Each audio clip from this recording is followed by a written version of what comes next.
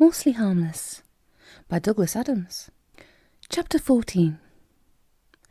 As the guide folded itself back into a smooth, dark disc, Ford realised some pretty hectic stuff.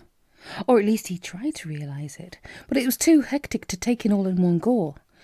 His head was hammering, his ankle was hurting, and though he didn't like to be a wimp about his ankle, he always found that intense multi-dimensional logic was something he understood best in the bath. He needed time to think about this. Time, a tall drink, and some kind of rich, foamy oil. He had to get out of here. He had to get the guide out of here. He didn't think they'd make it together. He glanced wildly around the room. Think. It had to be something simple and obvious. If he was right in this nasty, lurking suspicion that he was dealing with nasty, lurking Vogons, then the more simple and obvious, the better. Suddenly he saw what he needed. He wouldn't try and beat the system. He would just use it. The frightening thing about the Vogons was their absolute mindless determination to do whatever mindless thing it was they were determined to do.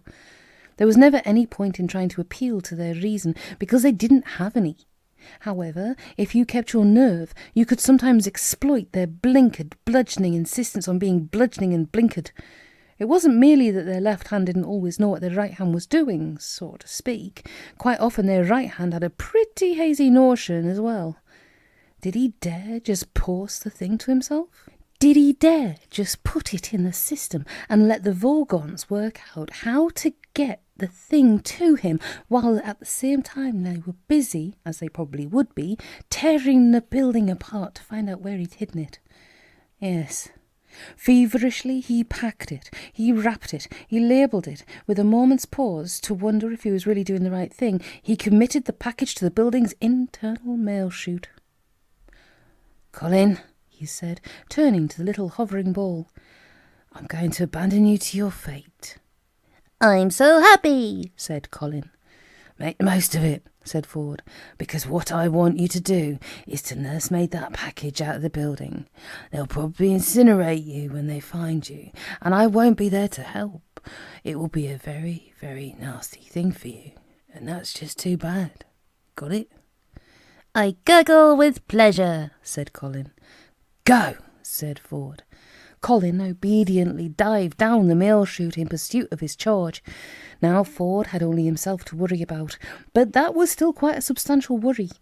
There were noises of heavy running footsteps outside the door, which he had taken the precaution of locking and shifting a large filing cabinet in front of. He was worried that everything had gone so smoothly. Everything had fitted terribly well. He had hurtled through the day with reckless abandon, and yet everything had worked out with uncanny neatness, except for his shoe. He was bitter about his shoe. That was an account that was going to have to be settled. With a deafening roar, the door exploded inwards.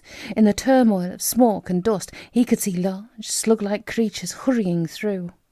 So everything was going well, was it? Everything was working out as if the most extraordinary luck was on his side. Well, he'd see about that. In a spirit of scientific inquiry, he hurled himself out of the window again.